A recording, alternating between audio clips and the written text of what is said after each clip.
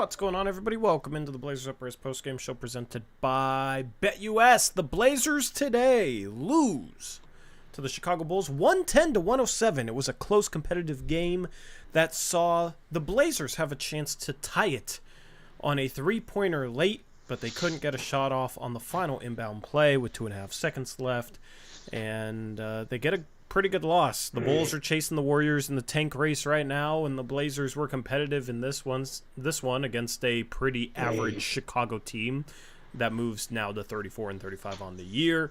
Simons and Ayton, good games once again. Those guys have been feasting lately, but the Blazers, for the second game in a row, take a loss by only putting 107 points on the board. Damian Lillard sitting front row for this one, watching the Blazers was kind of interesting. And the Blazers fought back. They were down double digits. They were down pretty big there in the second half, but fight back and make this game close, make this game competitive. And Eric, unfortunately, took the Bulls as 8-point favorites earlier in the day and got a pretty tough beat there, a little backdoor cover action.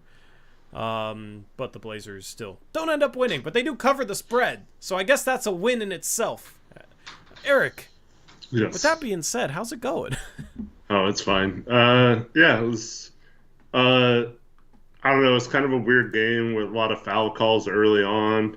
The flow of the game just seemed really messed up. Blazers weren't creating many turnovers, and they were turning the ball over a lot. And then all of a sudden in that fourth quarter, they somehow found something. Excuse me. Well, Bless you. And then, Chauncey benches Scoot at the end to go to the big lineup with Jabari at the 3 and Reith and Ayton in there. That was interesting that he did that. But Anfernee just couldn't make a shot down the stretch to either win or tie this game at several points. Yeah, I kind of want to jump to the end there. So Blazers, no timeouts, push the ball down the court with about 7 seconds on the game clock. And great defensive play by Alex Caruso, knocking Anfernee Simons' pull-up 3 out of bounds. But it risky. Yeah. It was just, no screen, nothing, just dribble right into it, right? Okay, fine, whatever. You put the ball in Ant's hands, trust him to get a shot. But then there's a sideline out of bounds with 2.5 seconds left. And the Blazers run literally nothing. Literally nothing. They just try and have Ant seal at the 3-point line and then throw the ball into him, and then he can't even get a shot off. He did end up shooting the ball about a couple tenths of a second after the game clock expired, but it was a tough shot. He almost hit it, to his credit, but no sideline out of bounds play ran with 2.5 seconds left. They didn't have a timeout to draw something up, but man, I thought that was a little bit questionable right there at the end. How are you not running anything on a sideline out of bounds, 2.5 seconds left down 3? You don't have a set in place for that situation? I don't really understand that. Yeah, there was a moment where Ant had, I think it was Torrey Craig guarding him in that situation. He had him sealed on his back. If they throw it in front of him instead of behind him, I think maybe he either gets fouled or you can shoot that running 3, and Craig would have had to take a big risk reaching over the top. But yeah, just not really well executed. I think maybe they thought the Bulls were going to foul again, which I'm kind of surprised. Maybe not the last play, but definitely up the court where Anfernee got it knocked out of bounds by Caruso. I think they thought, because they had already done that once before the previous possession where they fouled instead of letting them shoot a 3-pointer. That's probably what their thinking was, that they would still foul there. But yeah, you got to run something better, I think. Yep, fully agree. You know what I wanted to see, Tori? What'd you want to see? I wanted to see them run a play for a Deandre Ayton 3-point shot to tie the game. That would have been awesome. They might have left him open given how little he shoots threes. I know. Wouldn't that have been cool? Recently. If he missed it, it would have been awesome to just give him that opportunity, I think. There was a game earlier in the year against Sacramento where he had hit a bunch of shots down the stretch, and I thought we had the ball. I think it was tied, and Brogdon ended up taking a bad shot, but I wanted them to give DeAndre Ayton a reward for having a good game. That was back when he wasn't playing very well. But yeah, I thought tonight it would have been a cool wrinkle to have him shoot the game-winning three-pointer or the game-tying one. Yeah, it would have been sick. Could have been an option. Have him screen away for Ant, have Ant come to the ball, and then if both defenders go with Ant, you hit Ayton on the pop there on that sideline out of bounds. I just, we've talked about it in the past. Like, unfortunately, in tanking seasons, we don't get many close late game situations to see how the Blazers execute.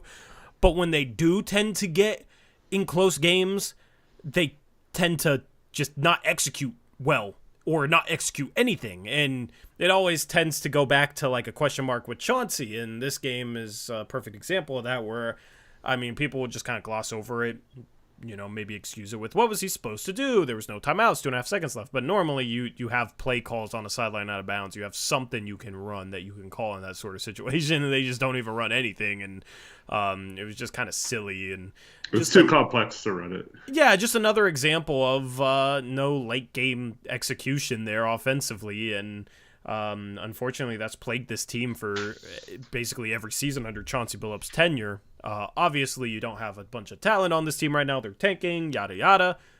But still, didn't call anything. So definitely a little questionable in that regard.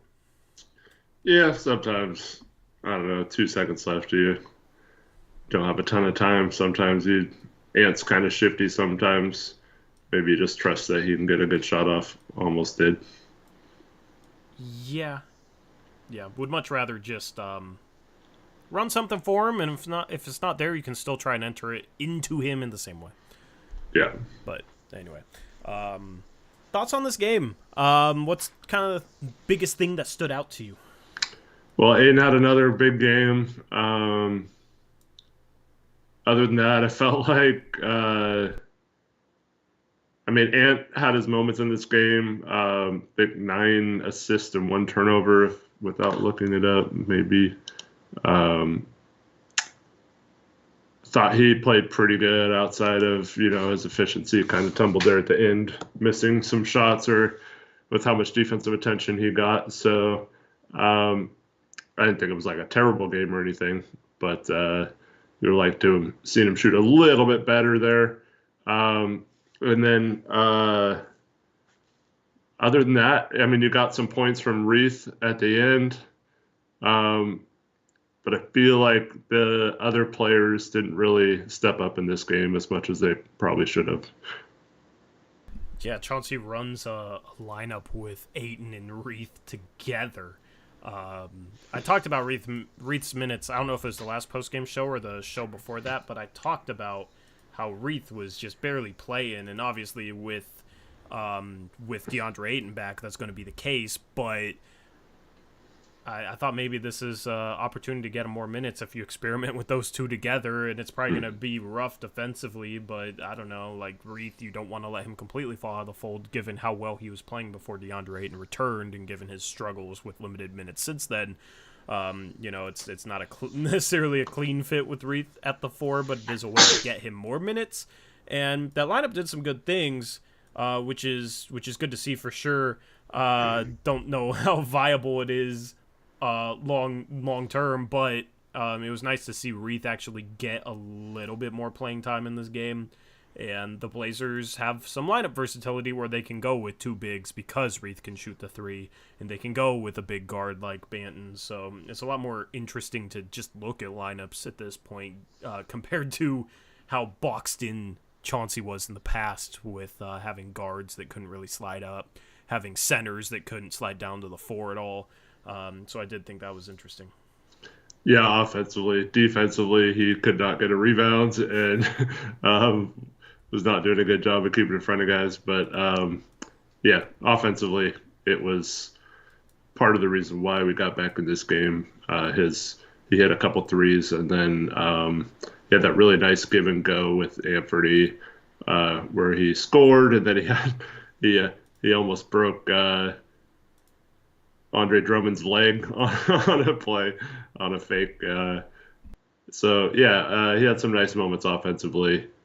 Still wish he could box out or something on defense. Yeah, rebounding's been a big problem for this team, unfortunately, lately. Let me see how many offensive rebounds Chicago had. I need to pull up the stats here so I can actually reference them. 13 offensive rebounds for the Bulls. The Blazers got 13 themselves, but, Jabari and Ayton, 25 rebounds combined. Nobody else had more than 6, and that was Scoot. Reith in this game, 17 minutes, only 1 rebound. That's not good. But 2 for 3 from 3, 5 for 6 from the field, 14 points for him, plus 8. So the Blazers won the minutes that he was on the court. And the bench overall, I think, played pretty decently. Jabari didn't shoot the ball well, 1 for 5, but 4 assists, 10 boards, did some other things. Banton, 4 for 7, 5 rebounds, 3 steals, couple of blocks, so making some defensive plays. Basically it was only an 8-man rotation tonight. Thibault barely plays, Repair barely plays. Some interesting rotational choices. Tamani Kamara only plays 15 minutes, Eric, on a night where they're playing only 8 guys. The rotations were definitely interesting. Thibault got re-injured and didn't come back in. Yeah, I did not see that play. I always miss the plays where guys get hurt. So I don't think it was necessarily a play they showed. They just announced it during the game that he would return after re-aggravating the injury. Yeah, missed the announcement. So he only plays 5 minutes because he gets hurt, but Tamani only plays 15 minutes. Basically, they just spammed this lineup with Scoot, Simons, Banton, Walker, and Ayton, then take out Scoot to put in Reith to go bigger. So I thought the lineups today were very interesting. Like Jabari in at the 3 with Reith and Ayton in at the 4 and the 5 is definitely a choice. It's a little slow at the forward spots, but and they were switching everything on defense. It was so weird. Yeah, this team just does weird stuff, man. So gonna have weird lineups with guys injured and experimenting, and I'm completely okay with that. I don't have a problem with the lineup they ran, especially if the goal is to lose. Maybe that's a lineup that they thought could lose them the game. I don't know. Although it fought back into it and they went on a run there, so. Strange game from a lineup perspective. I mean, really, we probably shouldn't even overanalyze the lineups. It's really about individual performances at this point, unfortunately. It's not like the defensive execution has really gotten all that much better. It's not like the offense is all that complex. It's basically just Anfernee Simons and Deandre Ayton right now. Those guys took 41 combined shots. Which is almost half the Blazers' field goal attempts. Scoot took 17, so that's 58 combined shots out of the 88 from just those 3 guys. So it's really just about our players improving. Are they getting better at some of their weaknesses? And that's really all we can analyze at this point. Yeah, I did think that, despite, like you said, they took a majority of the shots, but I felt like in the second half they didn't utilize Ayton as much as they did in the first half, and that kind of led to some of their struggles in the third quarter, I think. Yep. Individual players. Let's just start with Scoot, okay? Because Scoot was rough. 6 turnovers, only 5 assists. So more turnovers than assists. 4 for 17 from the field, 1 for 3 from 3. So he's 3 for 14 inside the arc. His finishing is not getting better, and that's a little bit worrisome for me. What were your thoughts on his performance tonight? Yeah,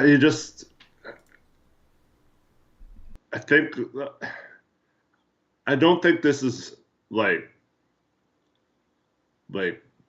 determined to be this forever. I think he can fix this, but I still see a lot of he goes in too powerful, too fast, and it often results in the ball coming off strong, and he just has very little touch or spin or anything around the hoop. It's either he kind of jams it in off the backboard into the hoop, or it goes way long, or he rims it short, gets rim checked almost.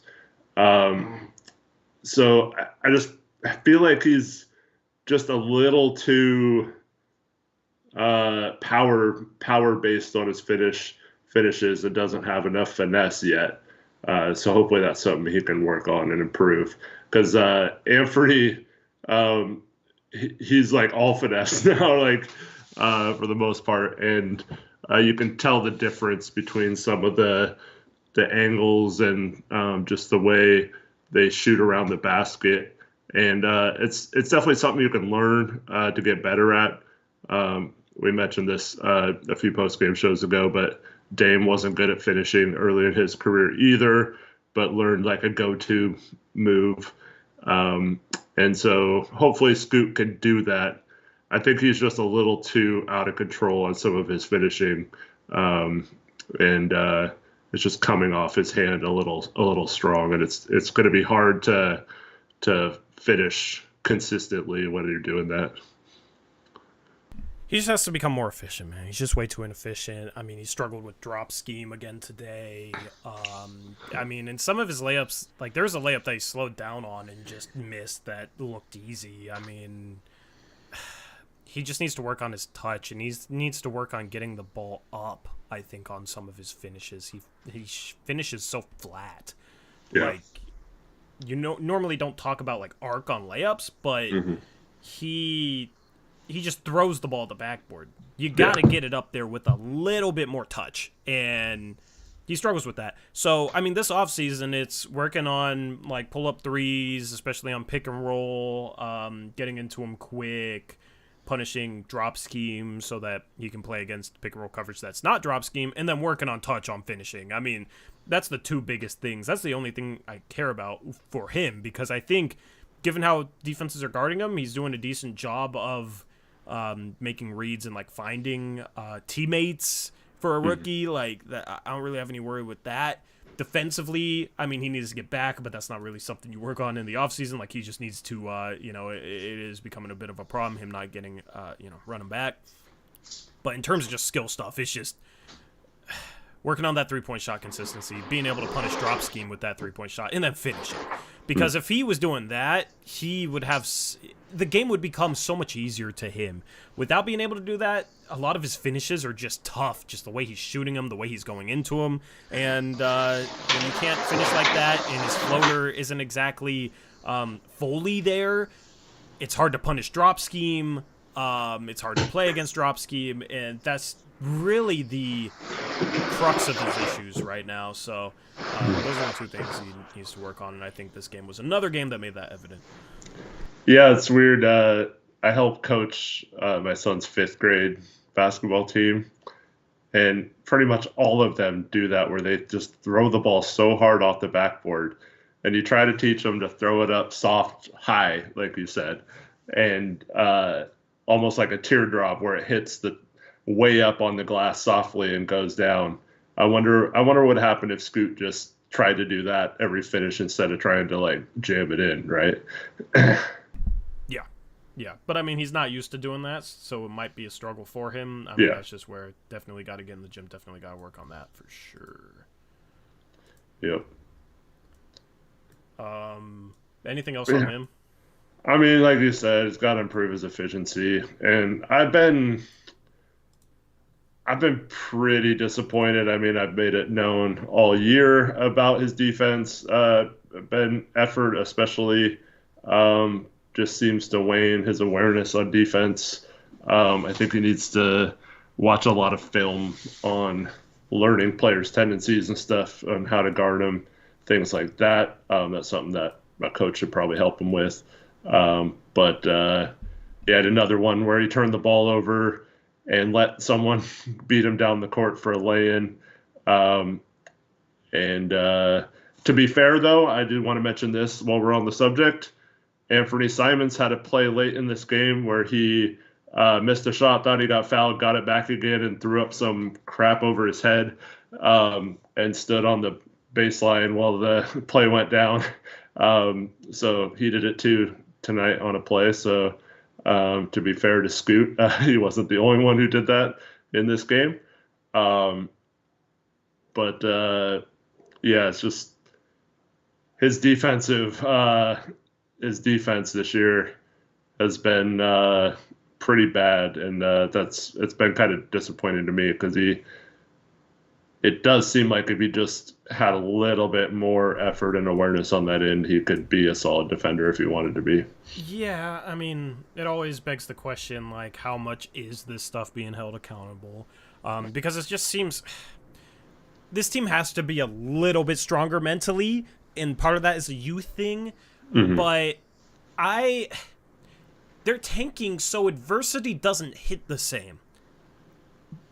But there's certain plays where you can tell guys get frustrated, and like Simons on that play, I was disappointed with that, man. I mean, I get you're frustrated, you're not getting a call, but you still got to get back. Like, you still got to get back, make a play, try and make it up on the defensive end. And, you know, we've talked about with Ayton, like, Ayton is the type of guy that adversity hits and he folds, unfortunately. Now, with no expectations on a tanking team, he doesn't have to worry about any adversity right now, and he's playing great. But historically, when adversity hits, he kind of crumbles. Okay? I do think Scoot has a good mindset about, like, he'll struggle and he'll seem to keep a pretty good mindset about it. But he's a rookie, so it shouldn't be the case with him. Like, it's a little disconcerting that Ayton and Simons are that way, and like Grant even at times. I mean, Grant just doesn't really compete on the boards, doesn't compete physically, doesn't fight through screens well. Like, there's a lot of, I don't know, there's a lot of questions regarding this core for me, regarding like how they handle adversity, given that we barely see them handle adversity, but there's just multiple times where you can point to where, like, yeah, they are way too frustrated that they didn't get a foul. They're not running back in a close game, like Ant in that situation. We've seen it with Ayton at times this year, too. As veterans, you got to set a better example for the young players in that regard. But you just got to be mentally tougher. Next play mentality, you don't get a call, you gotta sprint back, you gotta get back, make it up on the defensive end. And it's like you see Scoot doing this stuff, and you definitely gotta hold Scoot accountable. But when the veterans who are supposed to be mentoring him or showing him the ropes are doing the same crap, it's hard to even be too mad at Scoot. You know what I mean? Because who is he looking to? He's looking to guys that are not running back on defense. So why is he gonna run back on defense, right? So it's just a kind of a issue with the entire team, and it goes back to accountability with Chauncey. Like, he doesn't seem to really be lighting into these guys when they don't run back like he might have been earlier in the season. Like, Chauncey seems resigned, like, yep, another tanking year, another year where we're not going to win many games, and we're currently 30 games below 500 now. But Chauncey can't completely check out because of what this team's record is. Chauncey has to continue to hold stuff like this accountable, and you can't let players check out. You don't want them to build bad habits, especially going into an off season, and this is something that definitely needs to get better as a whole. Scoot is maybe the worst in this regard, but the fact that there's veterans doing this too is a bit frustrating. And you know, it's one thing to maybe not be playing your ass off considering there's really nothing on the line. But it's a little different when it's like you're not playing hard because you didn't get a call or because of something that happened. And your response to something that happened, your response to a little bit of adversity is to check out a little bit. I don't like that. Yeah, you know what Chauncey should do? He should put an address on it. Yeah, I haven't heard that term in a while. Yeah, remember when he was going to do that? Good times, man. Put the stamp on it and all that, you know. Good times. But yeah, the problem is when you fail to hustle back, it's compounding the problem. So you didn't make a shot, or you took a couple bad shots, even if you thought you got fouled. Or in Scoot's case, it's usually off a turnover, a live ball turnover. And so not only are you turning the ball over, but then you're also giving them an open lay-in on the other end. So it's very important that you don't compound a mistake and make it into two mistakes. And the Blazers just do that way too often to be a good team at this point. Yeah, way too often. And, you know, we talked about their inability to execute late in games, as well as some of the leads that they've blown in the past couple of years. And This year it's more understandable given that there's less talent on the team, but that's also a mental thing, I think, at times. And for anybody that gets confused why people criticize Chauncey Billups or want a different head coach, that is one of the reasons why is this team doesn't really show much mental fortitude in tough situations at all. They've actually, in my opinion, consistently folded in tough situations. So, what's going to happen if this team is in a playoff series on the road and the other team goes on a run? You know what I mean? Like, what happens then? Because that is much greater adversity on the floor than anything this team has dealt with since it was last in a playoff series. So that's kind of my question, and it needs to get better, and you're not even playing for anything, so you shouldn't even, have competitive pride in terms of you're playing to, I don't know, win as a competitor, right? You're playing to do the best you can possibly do as a competitor. That's what they're playing for right now. That competitive pride should translate into bouncing back from not getting a call and trying to play defense. If you're going to be a competitor, that's what you got to do. So, yeah. But to be fair to Anfernee, he's been pretty good in clutch situations. Yeah, no, this isn't to pick on Anfernee. Yeah, it's just a wider issue, and you see it show up with multiple players. Yeah. Yeah. So I just wanted to call it out because it's something that needs to get better as a whole, and I'm not sure what Chauncey is doing to hold that type of stuff accountable. Like, a play like that happens, and I just see Chauncey complaining at the ref, and I don't think he says anything to Ant. Like, I understand complaining to the ref, but it's got to be like, okay, yes, I know you didn't get a call. You got to get back. Especially as leader of the team. You can't be a leader and not get back in a close game with a couple minutes left because you're mad about a foul call. Yeah. I still don't understand too when there's like a minute or two left and we have timeouts still, so we know we're going to be using some of them at certain points and we're going to have dead ball situations, why we're not putting like more of a defensive lineup out there versus just keeping the same five out there all the time, no matter what the situation is. That always gets frustrating to me as well, especially if we get better. I mean, like right now it doesn't matter, I guess, but it always drives me crazy when you see like Anfernee and Banton are not good defenders either. So why not put Tamani and Chris in there for them or something, and like if you need a stop, and so I never really get that situation either. Yep, fully agree. Who do you want to talk about next? Let's talk about Ayton. All right, what'd you think of him? I thought he was pretty good. I thought he maybe settled a little too much tonight for jumpers. He did get several passes around the hoop, but I thought he could have attacked Vucevic a little bit more to get him in foul trouble. But that was really my only complaint with him tonight, and it's hard for me to blame him for the switching because he got switched off Vucevic way too much. But I mean, it seemed more by design, not necessarily because he was doing something wrong or anything. So those are kind of minor gripes. But overall, I thought he had another pretty good game and continues his really good play. Yeah, and you know what? He gets to sleep in a hotel tonight, so he gets to sleep on a real bed. So that's good for him. Yeah. Good for him. Was he just happy we had road games? Yeah, I don't know. What was the excuse on road trips, too, by the way? I don't know. His circadian rhythm is messed up. Okay. I don't know. All right. That's my best guess.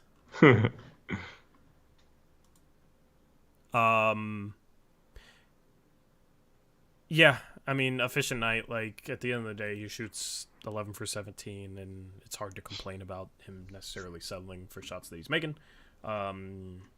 Still want him to remain aggressive. Don't fall too in love with the mid-range shot. Sometimes I wonder if part of his inconsistency is he starts to hit mid-range shots, and he therefore falls in love with them in a way where, you know, at some point you're not going to hit 60% on your 15-footers. Like, it's just really hard to maintain that level of shooting from that distance. So, you can't fall too in love with it even when he's hitting mid-range. So something to watch for. Yeah, absolutely. Yeah, he got to the line 4 times. Still like to see that number be a little higher, but I mean, that's good for him, I guess, right? Yeah. Yeah.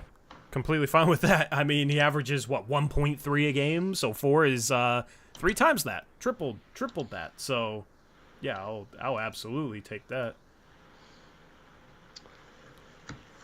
And then what were you going to say? Are you done with Ayton? I just wanted to read a comment in chat. Yeah, go ahead. So Banton should be. I want to talk about Banton next. Conzen says, "Is this a bad take? But does anybody else notice how selfish Banton is?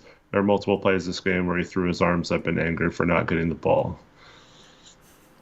I didn't notice him throwing up his hands in anger, but I did notice the if you look at his box score, 4 turnovers, 0 assists. When in 33 minutes, that's not good. Even though he shot 4 for 7 from the field and played an okay game other than the turnovers. But yeah, you never like to see a goose egg from one of your guards in the assist column. I mean, there's a reason that he is on his 3rd team in 3 years. And that is part of it. I mean, I've talked about it. He has forced some bad 2-point shots this year when he had obvious kick-out passes. And, I don't know how much of it is, he's just trying to make it into the league, so he feels like he has to take it upon himself to prove that he can score the ball, or what. But, I mean, throwing your hands up because you don't get the ball, I understand if you're getting completely frozen out and you're wide open, but... because that's not necessarily selfish if he's a little frustrated because he's wide open and somebody else is making the same bad forced plays that he makes at times. But that's when you have to, take it upon yourself to not make the same mistakes that maybe other players are doing.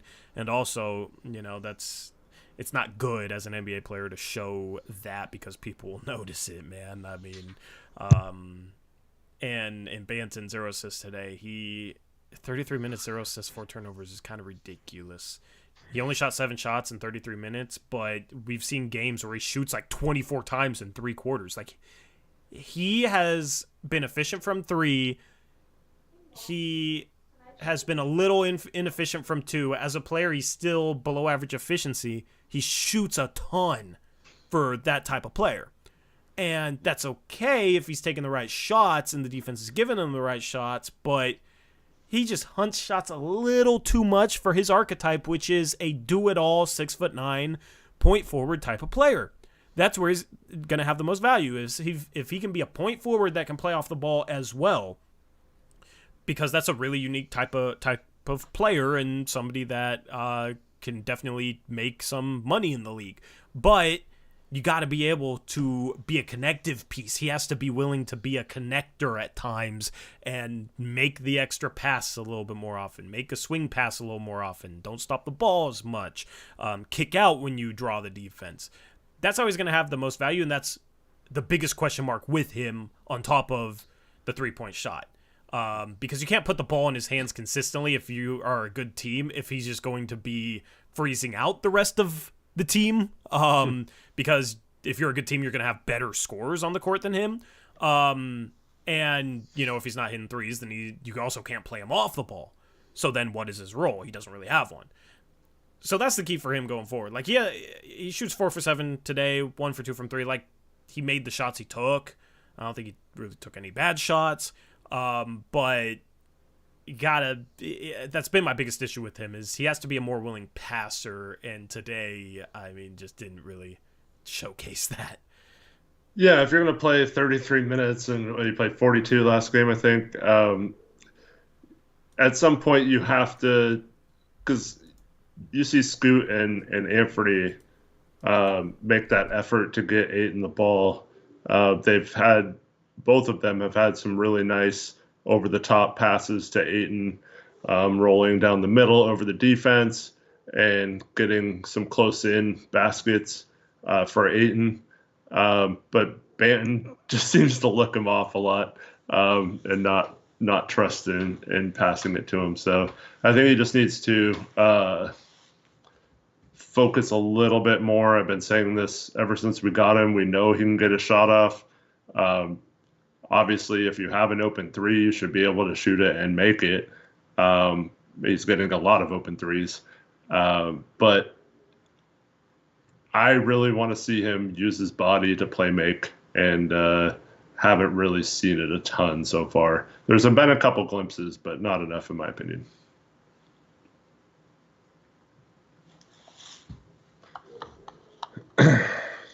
You're muted if you're talking. I was muted, you're right. Yep, I fully agree with you. I was just wondering if there's anything else you wanted to speak on him about. No, that's pretty much it for Banton. We've gone in on him several games now. Repair gets in the first half, misses a lay-in, shoots a kind of a bad three. But I do feel like he needs to get these minutes, and I think they're helpful. Obviously not 4 minutes, but that he played tonight. But I do want to see him get that spot in the rotation moving forward and learn on the fly. Hopefully he'll get more of a chance in the future than 4 minutes. Yeah, you're not playing him to win games. Yeah. You're playing him to develop him. I mean, like, that's the point. So even if he comes in and, like, doesn't look good and struggles, it doesn't really matter. Like, you're not playing him for him to produce. And that's somewhere where, like, people, for whatever reason with this team, with the prospects, have evaluated whether prospects should get developmental minutes on if they're ready or not. It's completely backwards. Like, you get players ready to play productive minutes by giving them NBA experience and NBA reps to work through what they need to work through on that level and to gain experience. It's almost like, it's just people look at the process backwards. Like, you got to get him ready to produce before you can ever give him developmental minutes. That's not the case. That's not how rebuilds go. A lot of the most successful rebuilds have given young players that weren't necessarily ready to produce some minutes, and they've shown flashes but had some major struggles. I mean, just look at, like, Darius Garland, his rookie year, just as a random example, was terrible. But the following season, he blossomed into a borderline star. And if he hadn't played his rookie season, he would not have been that good his second season. So despite him being terrible as a rookie, it helped him going forward in his NBA career. And that's the case with Ryan Repair. That's how I view Ryan Repair. And these minutes are good no matter how bad he plays. Yep. Completely agree. And that's why the whole he's not ready thing was dumb in my mind. It's like, who cares if he's not ready or not? Like, the point is you're trying to speed up his development so in the future when you need him to be ready, he's ready to go.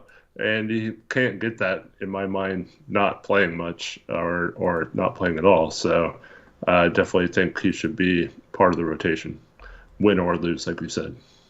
Yep, absolutely. Who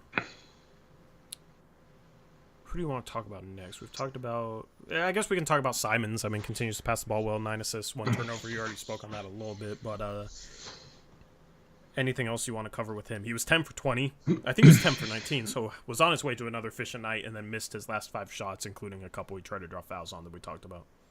Yeah. Obviously, you want to see him maybe get a little better shot quality there towards the end. Would have been 10 for 25 if that last shot would have been a second earlier. Yeah, I mean, obviously in a game like this, you have to take some tough shots, and he just unfortunately was not clutch tonight, even though he's been clutch a lot of times this season. Yep. I just like how he's passing the ball, though. He's taking a step in a way with his playmaking. Mm-hmm. He does play 39 minutes. I mean, it was a close game, still a little high for me, but at least it wasn't in a 20-point loss that he played 39 minutes. Yeah, right. So,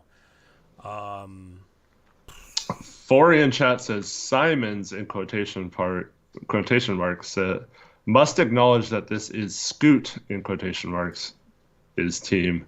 and stop thinking he's the lead. What does that even mean? I don't Please know. elaborate on what you're actually saying, because I feel like you're saying what you think sounds correct, but you're not actually thinking about it. How is this this is Jody's team, number one. Number two, like, does that mean Scoot should be taking the most shots? Okay, how? He's been inefficient. That means Scoot should be running the point guard position? How? Anfernee Simons is a better playmaker right now. And that's not a knock on Scoot. Scoot's 19. But how is Simons not the lead, bro? Yeah. Well, maybe he wants the Blazers to lose and not have a chance to win any game. Yeah. I mean, normally I wouldn't respond to takes like that in chat, but since you read it off, like, it's just silly. Like, everybody's like, this is so-and-so's team or so-and-so's team. If you're on a team, you're on a team. It's a team. T-E-A-M. No I in team. So I understand there's, leaders of teams, but the leader ain't going to be a 19 to 20-year-old point guard in his rookie season. Okay? Honestly, this team doesn't really have a leader, but Simons, it's just silly stuff. Well, it's just a silly comment. I mean, we can have a discussion in a minute about whether they should have maybe kept Scoot in the game and just lived with what happened at the end, the last few minutes. But short of that, when Scoot is in the game, I feel like he is getting plenty of opportunities. He's obviously getting plenty of shot attempts. He's got the ball in his hands often. It's not like we're freezing him out of the offense or something, right? So I feel like he's getting the right amount of opportunities right now. I don't necessarily think he's earned more, but I also think we should force him the amount he's getting just to learn and hopefully improve as he gets more of those opportunities. But I don't get what having him shoot like 25 shots in this game would do to it. Like, you might start to lose him if he just continues. Like, what happens if he goes like 1 for 8 on those next 8 shots and then he's even worse shooting and just continues to get worse. So I don't necessarily want to say like he should be the number one guy because he hasn't earned that yet, first of all. But second of all, I think he's getting plenty of chances to show if he can be that or not within the framework of the offense as it is. And like you said, I feel like they're playing pretty much like a team. I mean, there's times where, like we said, Anfernee has to take over or whatever, but I thought for the most part they played pretty well together, especially in the second half of this game. Yeah. We don't know who's going to be the leader long term. Like, it's still up in the air. Yeah, I mean, there's a chance he's never the number one, right? Yeah, like, you don't have to classify anybody as the alpha right now. If his career, Torrey, was as good as Anfernee right now, like fringe all-star, would you take it or would you risk it being better than that? Scoot? Yeah. Sorry, that's a tough question. I mean, yeah, it's kind of a weird question, but I get where you're going with it. No, I'd risk it. You drafted him to be better than that. Right. And you're going to have to take risks on players to find that guy anyway. Mm. The Blazers need a top 15 to 20 player, and Anfernee's not that guy, so you might as well risk it with Scoot. Like, we had this conversation the other day, like, you don't need a bunch of fringe all-stars, like, you're going to need a top 15 to 20 player. Yeah. I still think there's a chance Scoot becomes that, but I think it's not the greatest chance necessarily. Mm-hmm. Like, it's not as great of a chance as it was, earlier in the season or before the season, I guess. So, yeah, I don't know. I mean, I think next year is going to be the year that we truly know what his chances of becoming a star are, and that basically is dependent upon how much does he improve this offseason. Yeah. Hopefully he plays summer league and does all that stuff because I think he needs everything he can get, and hopefully no injuries where he Yeah. misses part of the summer and can't rehab, and that excuse is coming. If you have a chance to, I know you're kind of busy, but maybe do a chat poll. I'd be interested to see what chat thinks of that question. How do I even word that? If you could guarantee Scoot's ceiling as a fringe all-star right now, would you take it or would you risk it being higher? Fringe All-Star, do you want to just say as good as Anfernee Simons is right now? Yeah, I mean their games are obviously a little different, but yeah, let's say that. Okay. I wish I could do polls. I would do it for you. All right, that'd be great. I wish Monty could polls. That'd be awesome. I would love that, but yeah, I'll do that. I'm good though. All right. Any other players you want to talk about while I make this poll? I mean, it was weird that Kamara only played 15 minutes. I know DeRozan was killing us at the beginning of the game, getting everyone in foul trouble. Both Chris and Tamani both got 2 fouls in the first few minutes. Tamani just didn't seem to be comfortable in this game or get a rhythm.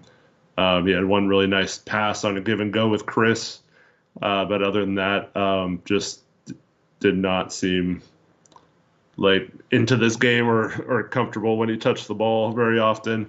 Fortunately, a tough night for me. He was a little over aggressive on defense that led to some of those fouls. He's got to learn to cut that back a little bit when the refs are calling it close in the first half. I thought he was a little rough in this game, and that's probably why he didn't play very much. But he doesn't shoot at all either. Who are you talking about? I was focusing on how I was going to make this poll. Tumani. Oh, yeah. 0 shots, 15 minutes. Kind of strange, but I mean, he does his thing, and that's defense, and offense will be hit or miss. I mean, Tamani needs to work on extending forwards on his finishes. This is just something from other games, but he finishes a lot of shots here, almost behind his head, where he flicks it up from here instead of using his length and his athleticism to actually extend forwards. A lot of times he'll hang and finish, but he's extends his arm out to the side. It's never towards the rim. Maybe not. Okay, maybe never is an overstatement, but it really is towards the rim. You look at some of the best finishers, a lot of times they'll extend towards the rim, maybe around a defender, but they're still going towards the backboard. I think just arm angles on his finishes are actually one of the biggest things for him to work on this offseason. And man, I can't wait until we do player reviews and I actually toss in some film breakdown to showcase this type of stuff. But that's big for Tamani because he can get to the rim or get to the paint. He just doesn't do well enough once he's there. He's athletic and has length, so he has the potential. You just got to figure it out. Tonight, he just seemed like every time he touched the ball outside of that one play I talked about, it just seemed like he was fumbling it or just didn't have a good grip on it or was hesitant to shoot. Not the greatest game for him, but hopefully he can bounce back in the next one. Yeah. 68% of people would risk it. If we can get that up by 1%, that would be very fitting. And 32% would take him being as good as Ant is now, which is kind of about what I expected from this poll. Yeah. Simons is a CJ clone. Never met a bad shot. Was this the same dude earlier that was hating on Simons? Nope. That's different. Just because he's a shooting guard that can score doesn't mean he's exactly CJ McCollum. CJ McCollum dominated the ball a lot more than Simons does. CJ McCollum dribbled the air out of the ball a lot more than Simons does. Mm-hmm. CJ McCollum was nowhere near the athlete that Simons is. There's major differences. Simons is aggressive, but he has to be. Everything flows through him, and he doesn't have much around him. You say get 8 in the ball. He's been getting Ayton the ball constantly. Yeah. You expect him to average 25 assists a game and for him to create 50 points for Ayton. Like, what are we talking about? He's been getting, like, he's had multiple games recently points with 8-9 assists. He literally, the last 3 games, he has 8, 8, and 9 assists. And many of them are to Ayton. Like, what do you expect, man? I mean, my goodness. He's improving his passing. He's legitimately gotten better as a passer this year. What more do you expect from him? To never shoot on a team that needs him to shoot and begs for him to shoot and runs a bunch of stagnant BS through him? Like, I just don't understand, man. It's just silly to me. The Simons criticism is just so silly, bro. I understand he's not freaking Tyrese Halliburton. And I understand some people wish he was Tyrese Halliburton. But the last 3 games, he's averaging over 8 assists and he's been feeding Ayton beautifully. All while scoring 30 points per game on a tough diet of shots that he has to take because of the way the offense is structured around him. They don't run him off the ball and get him open shots. They don't have guys that can create and kick out to him and get him open shots. But guess what? They got a bunch of guys that don't create at all, so they need him to take shots. Yeah. Absolutely says, calm down. Hey, if you think I'm not calm, I got some news for you, bro. This is very calm. It's just silly. It's just a silly take. So I will call it out as such. But if you want to see me actually mad, I can do that too. I can pretend if you need me to. Nice. I don't mind. I can act, Eric. Can you? Yes. I mean, I've seen your commercials. Yeah. You've seen Torrance the Timbers guy and your ad reads, yeah. Yeah. Yeah, see,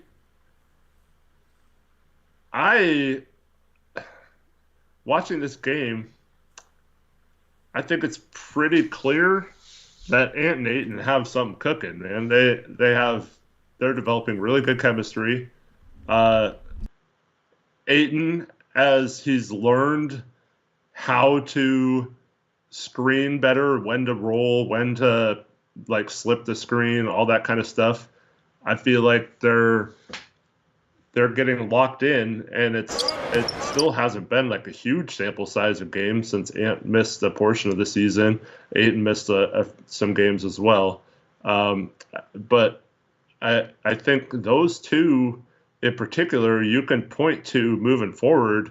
You have that 2-man game, and then you spread the floor with shooters or some other, nice pieces around them.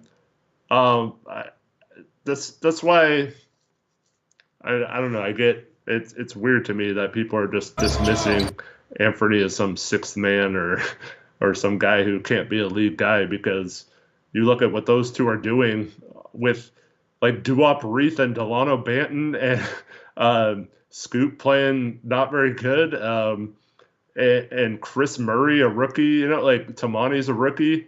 You see what those two are doing with those guys as their complementary pieces right now. And then you just imagine them playing on a team with a legit 7 or 8 man rotation and a legit starting lineup. Like, think of if those two had the starting lineup that Dame had early in his career with Wes and Batum and like a Robin Lopez type guy at the 4 or something. I feel like that team would be really strong, and you could do a lot of things with it. So I look at these games recently, and as much as I begged on Ayton earlier in the year, I'm starting to see how those two in particular could be a very strong part of a team moving forward that could do some things. Yeah, I mean, in this game, Ant had 5 assists to Ayton. Also, 3 of Ayton's 6 missed shots came off good passes from Anfernee Simons. 1 was a full court pass that a hit-head pass in the first quarter that he hit to Ayton, that Ayton could have dunked, and he weaved under the rim for like a reverse hook shot that he missed. Yeah. So it should have been more. Should have been more. So it's just like we see one play where maybe Ant could have passed the ball to Ayton but didn't, and people that hate Ant for whatever freaking reason or don't think he's good feel some sort of validation like, see, he doesn't pass the ball. I mean, come on, man. Like, we gotta be better with this stuff. Gotta be better with this stuff. I understand if you want, you know, Scoot or Sharp over Ant or whatever, or you think Ant doesn't work with the other two guards, like you can't play all three of them together. I understand if you have that opinion. I don't necessarily agree, but I understand it. But Ant's been passing the ball really well and been feeding Ayton pretty constantly lately. And there's really no room for criticism in that regard. Yeah, see, Sharp's the wild card because we have no idea what, like, he could still be, I think, you know, one of the top shooting guards in the league, or he could still be just kind of a bench scorer or whatever. I think there's still a little bit of variance there, but I do like his skill set. If he puts it all together, I think he can be a really good player. So that's kind of the unknown factor. But if we're just talking about Ant versus Scoot moving forward, like who you can depend on, I mean, I don't think it's even a contest right now. It's Anfernee Simons. You hope. I mean, this guy says Scoot can't pass either. So yeah, I know, but everything. Yeah, you would hope that Scoot would, you know, make that a competition at some point. But if we're just talking about like the future and how we go about things, I think it's very clear that you have something with Ant and Ayton, and the rest of the team is still a big unknown, in my opinion. Yep. Anyone else you want to talk about? I think we're pretty much good. Chris had a decent game. It was a little rough at the beginning when he got to the foul line the first play of the game, missed both free throws. It's kind of frustrating. But he ends up, I think, 5 of 9 from the field. Got a little too foul happy as well, but I thought he was okay in this game. I just wanted to make threes, though. Yeah. Well, Jabari missed 2 as well. Yeah. Chris also missed both his free throws. Yeah, that's what I just said. I know. I'm just reiterating the point. He's missed both his threes, both his free throws. He just ain't a shooter. He's a driver, which is strange. But, I mean, my goodness. 64% from the line on the season doesn't inspire much confidence. It's not good. Yeah, I mean, you beat this home, I think, this season, so we don't have to dwell on it. But, I mean, he's another one of those guys like Scoot that needs to improve that rather quickly moving into next season, or he's going to have a tough time sticking around in the NBA probably. Yep, 100%. We drafted him due to his brother's hype. I mean, I hope not. I hope not. If that's the case, then that's just incompetency. But that also means we're drafting Cody Williams #1 if we get the first pick. Maybe he still has some value to Sacramento. Yeah, maybe. I don't know. Anyway, we got Tankathon coming up, but first, let me get this situated. Sorry, 1 second. I want to see if this is actually available.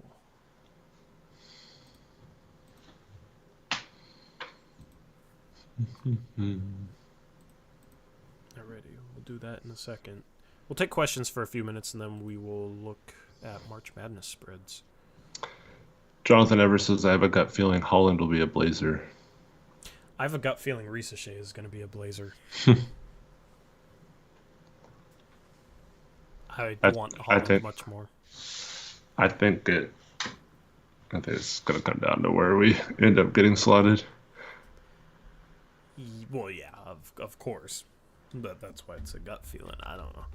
I don't actually know where we're even going to be drafted. I did update my big board recently. I don't have a graphic for it, but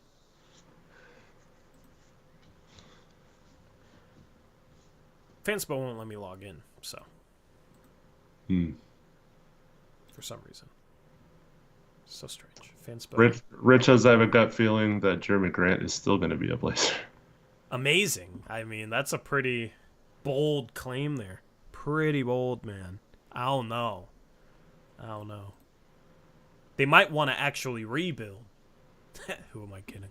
Yeah, he'll be a Blazer. Along with Mikal Bridges. Along with Mikal. All right, here we go. I know Cody Williams just got back from injury, but his play in the Pac-12 tournament was a little bit worrisome. Yeah. Like, it just doesn't impact games very much yet. Maybe it's just me. Yeah, he's just not. A, I don't think he's aggressive enough. Mm-hmm. B, he finishes well on crafty finishes, but is he going to be able to make a living like getting to the rim and shooting some of the shots around the rim he does? Because he's not like a downhill, get to the rim, get to the backboard finisher. He'll have plays like that, but a lot of his finishes are just some contorted, like flicking it up at the rim, and I don't know how much faith to put in his finishing. Like, his numbers are good, but I don't know how much of it is just not the biggest sample size given that he's been hurt. I don't know, man. Yeah. Like, he's a top 10 prospect for sure. I still have him at 6th, but he's not clearly 2 anymore like I thought of him earlier in the season. I still would like him on this team. I still think he has a ton of potential, but there is some things that I wonder with him that, you know, you can't just look at Jalen Williams and be like, Cody Williams is going to be good too. They're kind of different. Cody Williams is taller, a lot skinnier. Yeah. You know, there's different traits. So don't make that mistake with, don't assume Cody is Jalen Williams and draft him because of that. You should never draft a prospect because of who he's related to. Unless it's Bronny and you want LeBron. J-Dub is pretty strong as well. Cody doesn't have that yet. I do find myself, well, there's two things. One is when you have KJ Simpson and Tristan Silva, he doesn't, I mean, those guys dominate the ball a lot, so maybe it's just as simple as those guys are savvy vets and they try to take over games, and it doesn't leave much opportunity for Cody. But I would like to see what he would look like on a high volume with 3-point shots. So it's kind of frustrating that he shoots such little amounts of threes. So it's good percentages, but like such a small sample size, it's hard to say if there's anything to that or not. Yep. We'll talk more about prospects once we get to Tankathon, once we do all of that. I'm excited to talk about a few guys, and we can also look ahead to March Madness games now in terms of like what prospects are going to be playing and all that good stuff. But first, I want to give a quick shout out to our sponsor for this postgame show, BetUS. BetUS, America's favorite sportsbook and casino. Live betting and racebook. We're celebrating 30 years with a historic offer. A 125% sign-up bonus on your first 3 deposits. Plus 10% gambler's insurance. Get started today. BetUS, where the game begins. Perfect way to segue into this conversation, although it's not showing up. Let me pop up the website here. March Madness games are live. These are game spreads for the first 4 that you're looking at right now. But you can also get in on game spreads for the first round, which Thursday, Friday, it's the first round. You're going to have 16 games a day. You're going to have 4 games going on at one time at peak moments, which is a ton of fun. And it's a lot of fun just to root for teams, whether it's filling out a bracket and rooting for your picks or placing money on a spread line. And with the BetUS promotion, you guys can get a great deal on putting money down on some of these spread lines with that 125% deposit bonus on your first 3 deposits. Also helps out the channel if you use our sign-up link as well with that promo code JOIN125. Colorado State, I think, as 2.5 favorites over Virginia. Eric, I'm taking Colorado State in that one. What do you think? What did you say the spread was? Colorado State favored by 2.5 in the first 4 against Virginia. I kind of like Virginia in that one as an underdog. Yeah. Over under is 120 and a half. I'm taking the under for sure. Yeah. Virginia can't score. I don't think their style translates too well. They got upset as a 4 seed last year. I think Mountain West was a little bit undervalued. I like Colorado State there. And then wins. Go ahead. I wonder, just as a general rule, I got to think, especially in some of these earlier stages, that the under hits a lot. Yeah, I also heard CBS talking about how the rims in Dayton are very hard. Like road teams shoot terribly in Dayton's arena. So if you believe in that, maybe take the under on all first four games, which are played at Dayton. Colorado, Boise State. You got both Colorado teams, and you got Colorado versus Boise. That's a matchup of Western teams. Colorado's a 2.5-point favorite against Boise State. I'm taking Colorado in this one. Boise State never does anything in the tournament. What about you, Eric? Yeah, just like I said, Colorado has those two vets. They're going to be ready to play. I think they're just too talented to lose that game. Yeah, and then we'll pick a few of these games, maybe just go rapid fire here and talk about which prospects to watch for in some of these games.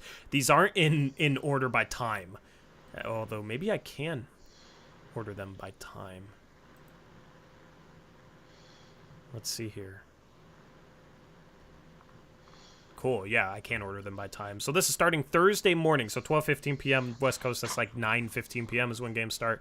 We got Michigan, Mississippi State. Spread line is pretty even there.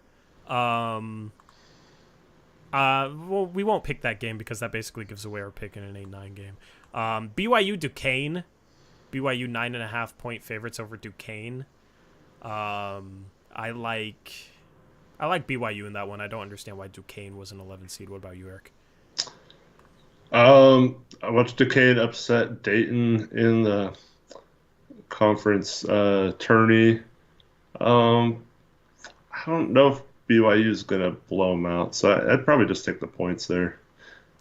Gotcha. Creighton, Akron. Creighton 12.5-point favorites. I'm gonna take the points with Akron there as the 14 seed. Yeah, I like taking the points in that one too. Creighton sometimes plays with their food a little too much, and Yeah. I don't think they'll lose, obviously, but I could see that being about a 10-point game and a little nerve-wracking towards the end. Yep, I agree. They got Trey Alexander and Baylor Shireman as two NBA draft prospects to watch in that one. 2 p.m. Arizona versus Long Beach State. Arizona 20.5-point favorites. Arizona's a 2. They lost as a 2 to a 15 seed last year. That was Princeton. I am taking the points with this one with Long Beach State. They got a lot to play for. Their coach got fired and is still coaching them. That's Dan Monson, a Gonzaga legend. And and Arizona has what's his name, Tommy Lloyd, who was a lead assistant for a couple decades for Gonzaga. So two Gonzaga coaching legends. I think Long Beach State has a little extra motivation with that, so I think they actually keep this relatively close. So I'm taking the points there. Yeah, I'm going to take Arizona to blow them out. I think Long Beach State is going to be happy just making the tourney. And I think Arizona is going to be a little frustrated coming off that loss to Oregon. And I think they're going to take care of business in the first round.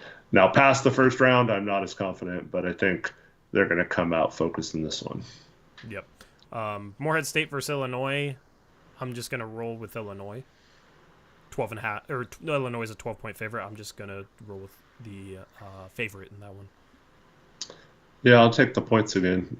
Illinois is playing really well, but a lot of these games I feel like are a little closer than they should be, and so I'm just gonna take the points. Yep. Illinois has Terrence Shannon, who has some legal questions that maybe he won't get drafted, but if he didn't have those, would be in my top 30 on the big board because he's looked dominant lately. 4 p.m. You got Oregon, South Carolina. Oregon is 1.5-point underdogs. I'm taking Oregon in that one. They always seem to do something in the tournament, especially when they squeak in like they did. Yeah, South Carolina's a tough team for them though. But yeah, if Defali Dante is healthy, man, that guy's man. I really like him. I wish he'd stay healthy. Yeah. If he didn't have injury concerns, I would. You just mentioned top 30. I would have him in my top 30. Yeah. Yeah. Unfortunately, yeah, he was looked at as a draft prospect when he got to Oregon, but injuries have derailed that. Him versus Murray Boyles is going to be an interesting matchup. Then you got Nevada Dayton. Nevada is 1-point favorites despite being the 10 seed against the 7. What are you taking here, Eric? I'll let you answer this one first. As a Dayton fan, my boy Deron Holmes. Unfortunately for Holmes, as much as I love him, I think Nevada got a little screwed in the seeding, right? Yeah. Mountain West did as a whole, pretty much. So I think Nevada's been really freaking good this year, and I don't think they'll have any trouble with Dayton. I'm kind of surprised that one that they were that low of a seed, and two that the spread is so low. Yeah. I'm smashing this. If there was one game to put your money down on, I think it would be this. Nevada will have some home court advantage because it's in Salt Lake City, Utah, which is pretty close, and Dayton has struggled lately. They've looked rough. Nevada should have been probably a 6 seed, maybe a 7 seed. Dayton should have been a little bit lower. So I am smashing Nevada here as the favorite. Kentucky, Oakland 13.5-point underdogs versus Kentucky. Kentucky can score, and they'll score on anyone, but they don't play defense. For that reason, I'm actually going to take the points with Oakland there because I think Oakland will at least be able to score a bit. To that over-under 163, holy crap. Yeah, wild stuff. So I'm going to take Oakland on the points there. Yeah, I don't know why I'm doing this, but I have a feeling Kentucky will also come out fire. Yeah. Interesting. I don't have Oakland winning that game in my bracket, but I do like the points there. And then this matchup is driving me crazy, Eric, because I think the winner of this game could go to the Elite Eight, and that is Gonzaga and McNeese State. And as a Gonzaga fan, I love our path, given that we'd play a beat-up Kansas team in round 2 and then potentially Purdue, who we know they're tournament demons. Like, I think it's a really good path for Gonzaga. I think it's better than last year because last year they ran into UConn. But I'm taking the points. Drew Timmy. Yeah, I'm taking the points with this one. I'm taking McNeese. I think this game is going to go down to the wire and be driving me crazy, and you'll be able to be entertained by my Twitter feed during this one. Yeah, I agree. Taking the points. Iowa State, South Dakota State. Iowa State 16.5-point favorites. What are you taking there, Eric? Man, see, Iowa State is so good defensively. I think they're going to slow that game down. So I think they win comfortably, but I think 16.5, despite I know they've blown some teams out this year, but I think that's a lot for them. So I kind of like South Dakota State to not keep it close, but that 12 to 15 range. Yeah. I mean, Iowa State covers if they force turnovers. I mean, that's what they do. They play defense, they force turnovers, and then they can run off those turnovers. I'm actually going to take Iowa State in this because I think they'll be able to force some turnovers against a smaller school like this. Tennessee, 21.5-point favorites against St. Peter's. I'm just going to go with the vibes and go with St. Peter's here. Yeah, 21.5 is a lot. Tennessee is another one of those teams that kind of grinds games out, slows it down, tries to play good defense. So I like them to win pretty comfortably. But once again, I don't know about covering 21.5 for a Tennessee team that struggles at times. Yep. Just comes down to how Dalton Connect plays for Tennessee. And then 3 more games, and then we'll pick the next day's games on our postgame show on Wednesday. We got NC State, Texas Tech. NC State 5-point underdogs. They're just playing great basketball. Burns is tough to match up with on the interior, and they got some guys that can knock down some shots. Morcell got banged up at the end of their previous game, but I think he's good to go. He's a key guard for them. I'm just going to take the points with NC State. They're playing too well. I don't know much about Texas Tech, to be honest, but they're never a team that I really like. So, Yeah, I agree. NC State showed a lot of moxie there in the ACC tournament, and it's right the hot hand right now. yep. And then Kansas is a 4 seed, only 7.5-point favorites over Samford, the 13. Eric. Ooh, that's scary. I think it seems like Kansas kind of just forfeited the conference tournament to make sure guys were a little healthier for the NCAA tournament, and I think they'll play both McCullough and Dickinson will both play. So I kind of like Kansas to come out strong in this one. I like Samford. I like Samford to be competitive in this one. Kansas doesn't have much depth. I think Dickinson is fine. Supposedly McCullough is still going to be struggling, is more of a question mark. And Dickinson's hard to match up with, but they need McCullough. They need that scorer. They don't. They also don't defend well in the backcourt. Samford plays a deep lineup. They press. I think that's going to be tough for Kansas, given their lack of depth, and maybe given McCullough's injury, and given that this game is being played in altitude in Salt Lake City. I think it's a bad matchup for Kansas. So I'm taking Samford with the points there. And then final game, Washington State. Good old Washington State. They're the 7 seed, but they're 1.5-point underdogs to Drake. Eric, I think Washington State is a terrible matchup for Drake. I'm taking Washington State. Do you? Yeah, Washington State's one of the biggest teams in the league. DeVries is the guy who makes everything go for Drake. But I think he relies a little bit on his size, and I think going against a team that plays big, he's not the most athletic guy. He's crafty, he can shoot, but they're going to be able to switch a lot of screens with him, I think, and they're going to be able to pack the paint. I just think Washington State is going to grind this game out, and I would maybe take the under on 138 for sure, but I like Washington State in this one. Well, what the heck? I'll go with Drake then. Just go opposite. Drake's a fun team. Drake's always a fun team. Yeah. They burned me last year. I picked them as an upset. So you have some sour grapes there. I had them beating Miami. No, not sour grapes. I had them beating Miami at the Final Four. Did they almost beat him? Yeah, it was close. That's why it sucks. Those are the games I remember. When I pick an upset and it's very close and it doesn't come through for me. Yeah. But if you're picking spreads, that's why, picking spreads is fun because... some of the I feel like I get my upset picks are always close if they don't pan out. Yeah. So if I'm picking spreads, I feel like I can cook. So anyway, if you want to get in on this action, make sure to use the sign-up link in the description box below and promo code JOIN125 to get 3 deposit bonuses of 125%. On your first 3 deposits, that's up to $2,500 using promo code JOIN125. Shout out to BetUS for sponsoring the post-game show. Looking forward to March Madness, man. I'm ready for it. Heck yeah. Anyway, so Tankathon. Tankathon time. Let's go. Let me pull it up here, and we will do this thing. While you're doing that, I am going to check the score.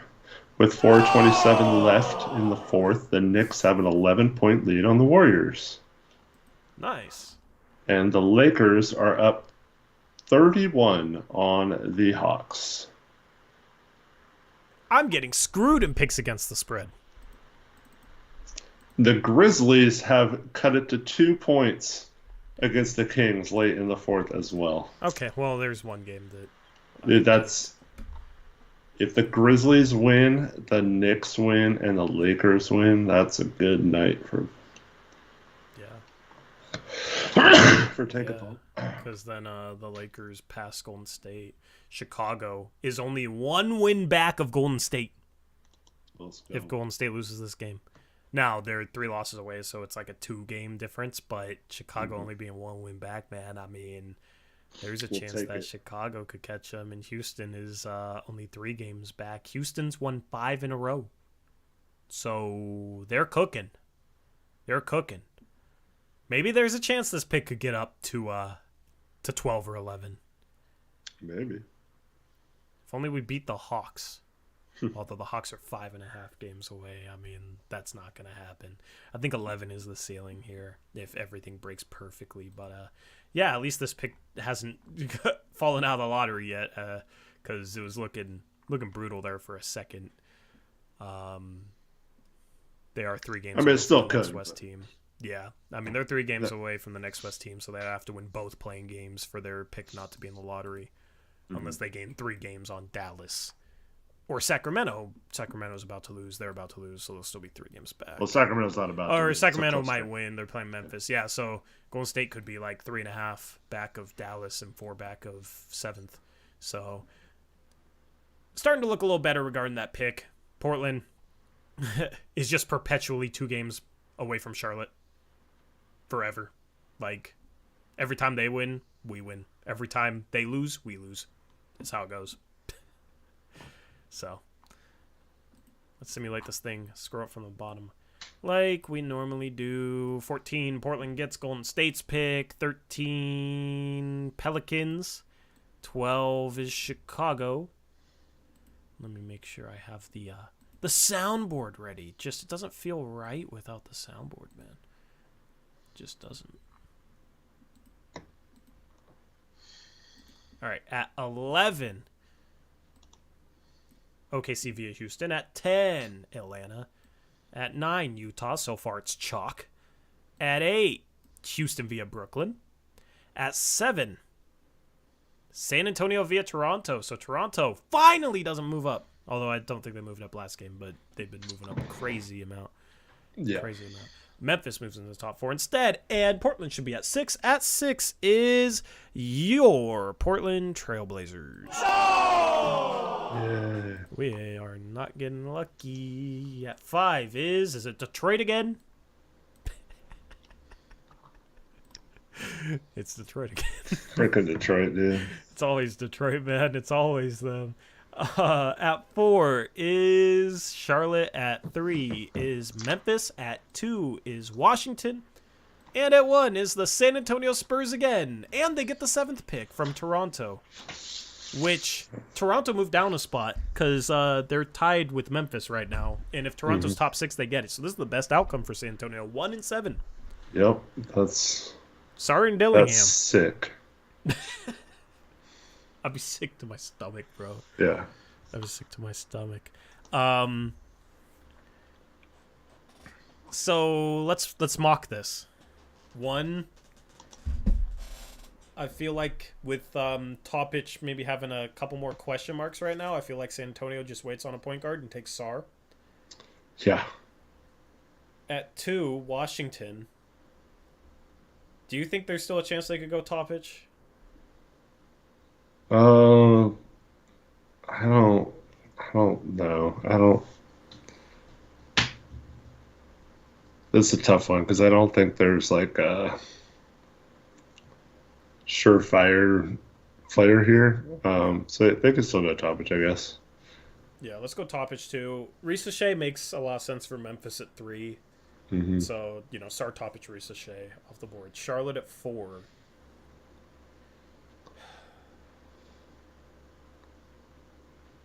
Matos? Sure. Detroit at 5, Reed Shepherd, which means Portland at 6 gets to choose between Ron Holland and Cody Williams and Dillingham.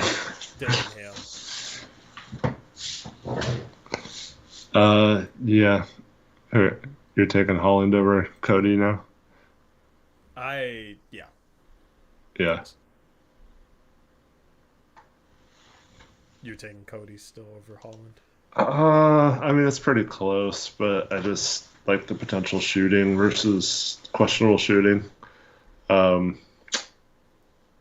I mean, if it were me, I'd take Salon, but yeah, I understand that's probably not happening at this point. Yeah, I think Holland could be a really good fit next to 2 of the 3 guards long term. Mm-hmm. If it's Scoot I was gonna say Ant and Shaden, I think would be better. And Shaden probably a little better because of shooting. But I mean, Yeah. if you're gonna play in transition, play like physical, and just attack the rim, then Holland fits into that. I mean, Scoot, I don't know. Like long If you're term, gonna, if you're extending the rebuild with that, you're probably trading Ant, I think, and just giving yourself a longer window with Scoot, Sharp, and Holland. I mean, that's interesting. If Scoot and Holland are just wild cards, though, but they have potential. mm-hmm. That could be a really dynamic point guard, shooting guard, small forward combination. Yeah. But man, like if we don't end up, honestly, wherever we end up, the debates leading up to when that pick is available is going to be super interesting in a situation like this. Just seeing who's left on the board, Yeah. it's going to make for some entertaining television, man. I mean, there'll probably be some clarity leading up to the draft, but yeah, as of right now, I have no idea who would go to the top 5. I mean, we can guess all we want, but yeah. Yep.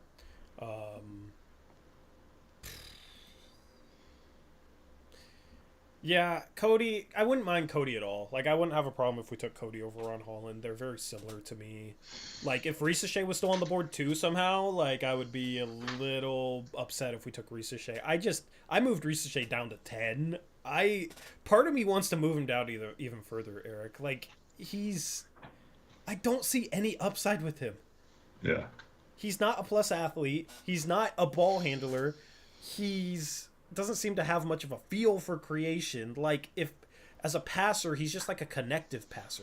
And as a player, he's just like a connective piece. I also don't fully buy into his shot, given that he wasn't really known as a shooter like that until this year and is still struggling from the free throw line. And defensively has some question marks. Like, he seems like the type of player that could go outside of the lottery and nobody would blink an eye.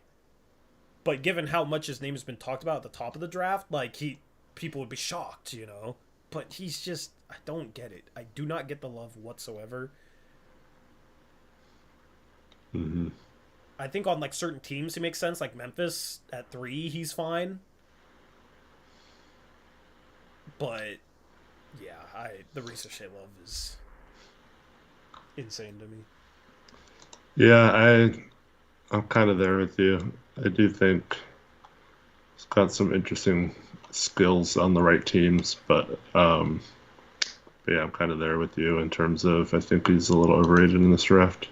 Yeah, like maybe he could blossom into some sort of shot creator, but I mean, that would be him doing things he hasn't really flashed at all. So it's like you can't really expect him to do that. At least I can't expect him to do that because I haven't seen enough flashes to have hope in that. It would just basically be like inventing something that a player can do for the hell of it. You know what I mean? So that's where it's like I just don't see it. Mm-hmm. Like I need to see at least flashes with certain things for me to be high on their upside, and I just don't see enough flashes from him, unfortunately. But I mean, he'll probably go top 3. I just have a feeling he's going to be in a Blazer uniform, and then it's going to be. Yeah, like Taylor Packer says, since Torrey hates him so much, I'll just assume he drops to us and we'll take him. I know. Like, obviously, need him to pan out if we take him with our pick, so rooting for him and everything, but man, everybody just, if we end up with Ricochet, just forget that I ever criticized him, okay? Because at the end of the day, I don't know. He could pan out. He could be a star. Like, I don't freaking know. There's still a lot of pieces to this puzzle. His measurements, how he looks in workouts, all that kind of stuff could change your opinion a little bit. Yeah. And, like, if we were drafting at 9 and took him, fine. Like, I'm great with that. You know, I'm cool with that. Whatever. That's good value. I just have a feeling, like, if we're at 2, that's who we're taking. And that's rough. Because, like, I would have... If we were going to draft a offensive-minded forward and a point guard, I would have rather gone Brandon Miller and Rob Dillingham than Scoot and Ricochet, to be honest. Which is kind of crazy because I wasn't super high on Brandon Miller, but who would you rather have out of those two pairings? Scoot and Ricochet or Miller and Dillingham? I'll unzip my lips now. Yeah, Miller and Dillingham. Yeah. Listen, I've preached patience on Scoot. I've been high on Scoot, so you know. But honestly, yeah. Not necessarily, yeah, as a knock on Scoot. It's just I think Miller. Just I picture Miller with Simons and Sharp right now, and we'd be set at the 1-2-3, with size and then with Ayton the way he's playing right now, we'd be set at the 5. And With the way he's playing right now. yeah, But but you have Sharp and Miller spacing the floor with the way Ant and Ayton have been playing, and then you get like a true defensive 4 or whatever. Man, I think we'd be pretty freaking good. yeah, it hurts. It hurts. Not saying anything about not being able to be good or Scoot not panning out or whatever. Just I just think it would have been a much smoother transition this year. Yep. I agree. Is there any prospects you want to talk about? Not really that we didn't talk about last stream. I put Justin Edwards in my top 20. Nice, yeah. He's at 20, but Yeah, I have him in the low 20s, I think. Yeah, I really think he's being undervalued as the season goes on. It was someone I didn't like earlier in the season, but when you start to get into that range, I think he's just as good as a lot of those players. yeah. I also bumped Klingon up. I feel like I was just too low on Klingon. Like, he's going to be a good role player. He's not going to be more, but he's going to be a good role player. So at the point where you start looking at good role players without much ceiling, I feel like he belongs near the top of that section. Obviously, for some teams, I'd be higher on guys like him and Devin Carter, and some teams I'd be higher on upside in the teens. But yeah, like Klingon, I mean, I bumped him up ahead of Keyshawn George, who I really like his upside. He just didn't produce much. Khalil Ware in that final Indiana game, Eric, was invisible. Mm-hmm. Was invisible. Like, he did nothing. I don't know what he finished with. Let me look at his stat line. Oh, 3 for 10. But he was like 1 for 7 with like 12 minutes left in the second half. And that's the thing with him. Is talking about motor. Like, that dude had no impact. Mm-hmm. He has some big games, but he's tough for me because he's obviously skilled. But I don't like the way he disappears, and I don't think he plays super hard, and he's not like super physical. It's tough at a center spot. He could do it. Like, he could be a top 5 player from this draft, and I would not be surprised. Mm-hmm. But yeah, it's tough. He's tough. Yeah.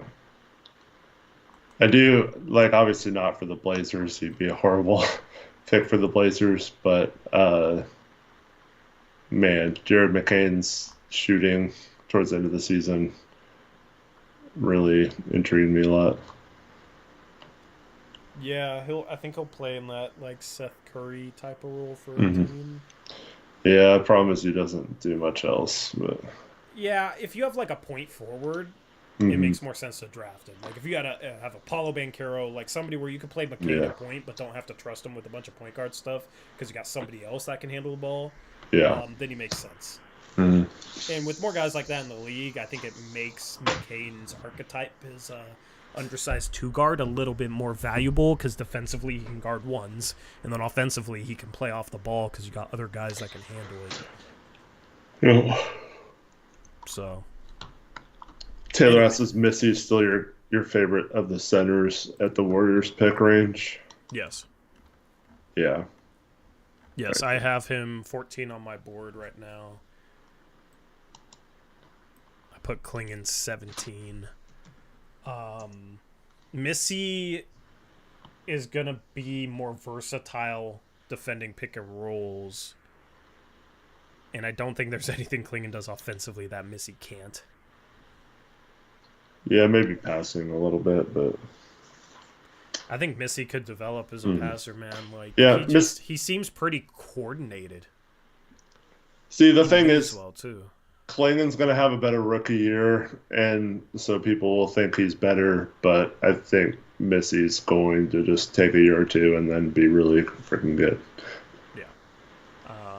So, yeah, I got Risa Shea 10, Solana 11, Toppich 12, Jalen Tyson 13, and Missy 14.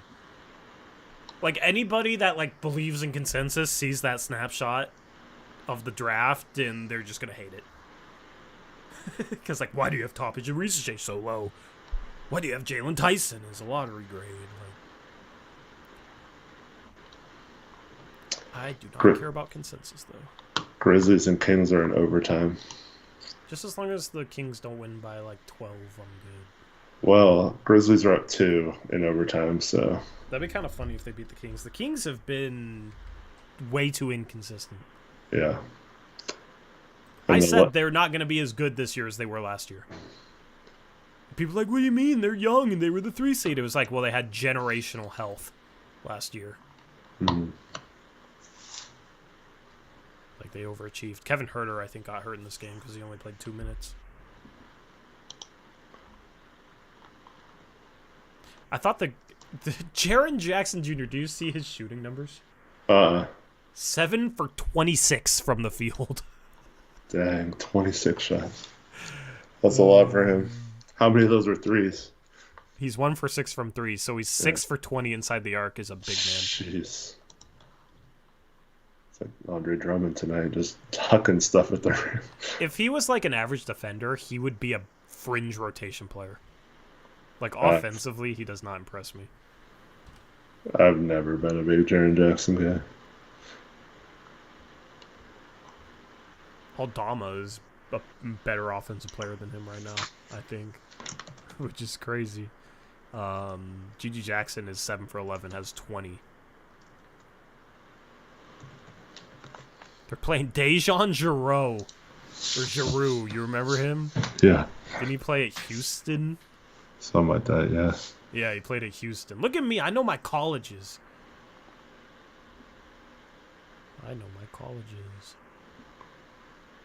Lakers blew out the Hawks. The Hawks suck. Why did I take the Hawks? Yeah, why did you, Tori? Screw the Hawks. I took the freaking Hawks. So I went, what, 3? No. Jeez. 3, 4. How many games do we have today? 8? So 4 and 5. I mean, I guess that's not as bad as it feels because I won my double down, but chat definitely did better, I think. I went 5 and 4, lost my double down, which was the Bulls. Yeah. Just somehow stunk it up in the fourth quarter. Chat went Cavs, right? I think so. I'm gonna look it up. What did chat go?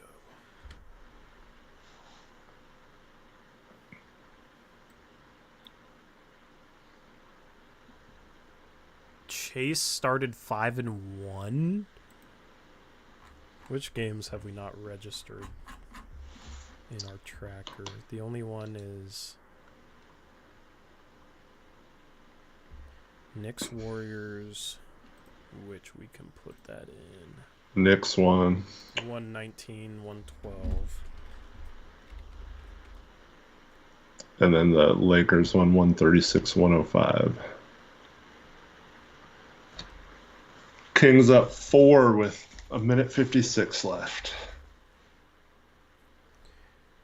I'll just say, so as long as the Kings don't win by 12, then chat went 5 and 4. I went 4 and 5. Chase 6 and 3. Best picks against the spread day. Basically, everybody was 4 and 5, 5 and 4, 6 and 3, except for one person, Eric, who went Chase? 8 and 1. Chase? No. Oh. No. Crushables? No. I don't know. Might be the last person you guess. Trevin? Yes. That's funny. He says this is my peak. Yeah. Trevin is now only 14 games back. Chase is 3 games back. He gains a game on chat. I lose a game on chat. I just can't. I can't make up ground, dude. I'm just slowly slipping away. Mm-hmm. Collectively 64 and 44 on the day, though, which is cool. I just want to be 500 on the year. If I can do that, I feel pretty good about my chances of finishing in the upper part of the bracket. It's been a rough year. I think collectively we were better last year. No, I think me and only one other person were over 500 last year. There were less people, though. So. What do you mean? I tied with Chat for the win. That was 2 years ago. I thought that was last year. Oh, no, you... No, I won last year. Second time in 3 years, yeah. Yeah, you won the first year when it's just me, you, and Chat. That's what we used to do. But I still have a chance. I don't know. I feel like a lot of these games are random, man. Mm. Like, Detroit's been covering spreads, and then Boston is without a bunch of guys, and Detroit loses by 25. Well, Chicago's up like 13-14 for a good portion of the second half. Just kept chugging. I needed that. I was hyped at that comeback. Yeah, and then they still lose. It's perfect. It's still fun. Perfect. Miles McBride at 29 tonight. He's been balling. Maybe they don't need Malcolm Brogdon. The Timberwolves were losing most of that game too, and then it was tied heading into the fourth. Seemed like one of those games I was talking about how they were gonna. Everyone picked the Timberwolves, so except for Chase or Crushables. So yeah, but then they end up winning by 10. Bro, Tom Thibodeau. Tom Thibodeau is trying to kill Josh Hart. How many minutes did he play? 48. He played the whole game? He played the whole game. Holy crap. Miles McBride played 47. Jeez. Josh Hart's minutes. Oh my God. Dude, I like McBride. Since the All-Star break, here's Josh Hart's minutes. You ready for this? Sure. 44, 42, 42, 40, 47, 45, 43, 42, 43, 39, 42, 39, 48. Jesus. I'm telling you, Tibbs, man. Trying to... That should be assault. Frickin' Tibbs. Averaging 42 minutes a game in the month of March. Bro, this is what Chauncey would do with Shaden Sharp, though. If Shaden Sharp never wore out, you remember he plays him 42 minutes a game for like 5-6 games, and then Shaden Sharp gets worn out. Yeah. So that's a testament to Josh Hart. Because that dude stays healthy and plays hard as hell. Somehow stays healthy and plays 42 minutes a game. That's absurd. That's absurd, dude. He's 0 for 10 from 3 his last 3 games, too. But in that span, hasn't made a single 3. But in that span, has 39 rebounds. Averaging 13 rebounds a game. I love Josh Hart. Yeah. In his podcast, Josh says he doesn't practice that hard, so he has more energy intensity for games. It makes sense. I'm sure Thibodeau is okay with that because Thibodeau wants to play him for entire freaking games. That's crazy. Insane. Like, how do you have the fitness, the stamina for that? That's wild, bro. But hey, Chris Murray's better than him. Thank goodness we traded him for Chris Murray. Goodness. Okay. Anything else for this post-game stream, Eric? No, thank you everyone for watching. Appreciate you all. We'll be back Wednesday night after the game. And, just a quick plug for Rich. We filmed I think he said it ended up being like 3 hours. Filmed a video just going through all the different times Portland either rebuilt or retooled or how they built certain rosters. and compared it to now and how they're going about or what they need to do to go about this current rebuild. And he's going to drop it in a few minutes after we end the stream. Yeah, shout out to Rich. Looking forward to that. And also, we are now only 27 subs away from 10K. So if you have not hit that sub button for whatever reason, hit that sub button. Help us reach 10K. We've gained more subs in the last day and a half than we had all year. The bracket picks video popped off, and also the short I dropped on my big board also popped off. Is that 6K views? Most views on a short by far. So guess more draft in college basketball content maybe. I don't know. But yeah. Yeah. Crazy. JP Simons says, "What do you mean? Blazers are in a rebuild? ? Yeah, we do address that. They refuse to call it that. It's so stupid."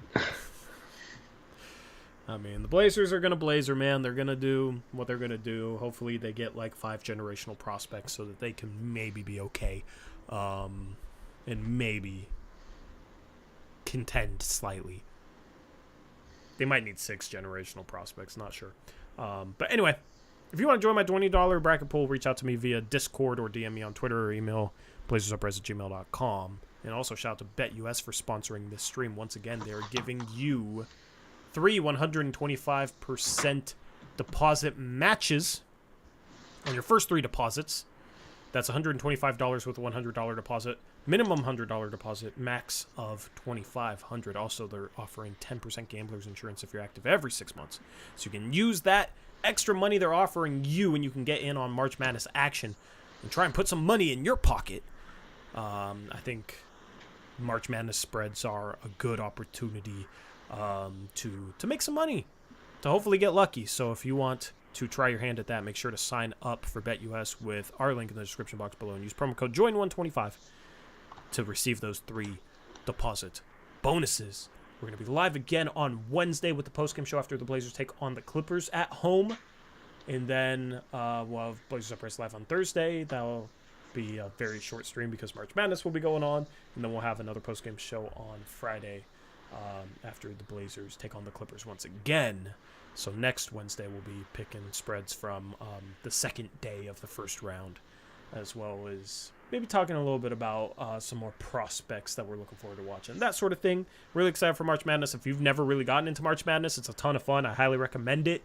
Fill out a bracket or just play some money on spread lines. It's really fun to be able to root for teams in March Madness, root for some of these smaller schools, especially to pull off upsets, because that's what makes March special. And I'm super excited. Anything else, Eric? Kings were just up 10 a second ago. They're now only up 8. I would throw up. 8 with 23 seconds left. I think there was a foul. Now they're up 9. Malik Monk's at the free throw line. Please do not cover the spread. Yeah, I mean, certainly the Grizzlies wouldn't foul them again, right? You gotta hope that just the time runs out, or the Grizzlies call the timeout down 10 with 23 seconds left. Are you kidding me? Why? Hopefully they just miss a bunch of shots and the time runs out.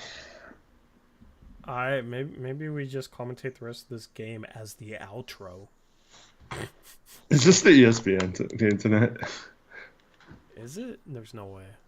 No, because it was before the season, yeah. No.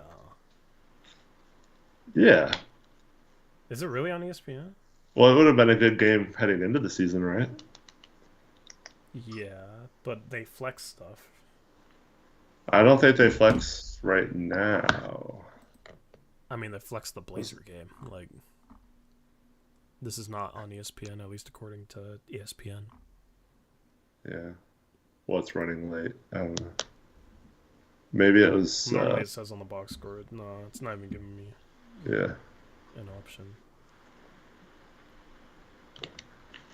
Yeah, just as long as chat doesn't get this lucky-ass cover in overtime, that would be...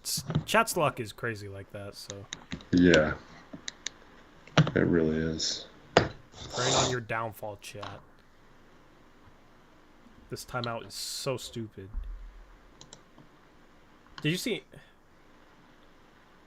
Was that you that asked me that, or someone else? Anthony Edwards dunk. I didn't ask you about it, but that was sick. Somebody else asked me about it. His dunk was insane. That was wild. I think he might have broken a finger. Yeah, dunked so hard. He's fun, man. Sharp needs to dunk like that, bro. Sharp needs to dunk with power like that.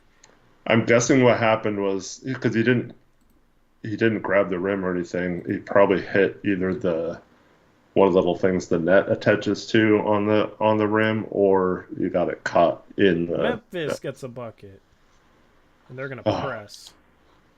Don't foul, please. I mean, I think it's pretty safe, but Kings full timeout with 12 They forced a turnover. All right, Grizzlies are gonna cover. Thank you, GG. Why are they calling a timeout? Bro, that's just ridiculous. Okay, that's going to wrap up the stream. Looks like Grizzlies are going to cover. Thank you, everyone. Appreciate you guys tuning in. Shout out BetUS. We'll catch you on Wednesday with that post-game stream. Going live approximately 9:30. And until then, as always, peace out. Go Blazers.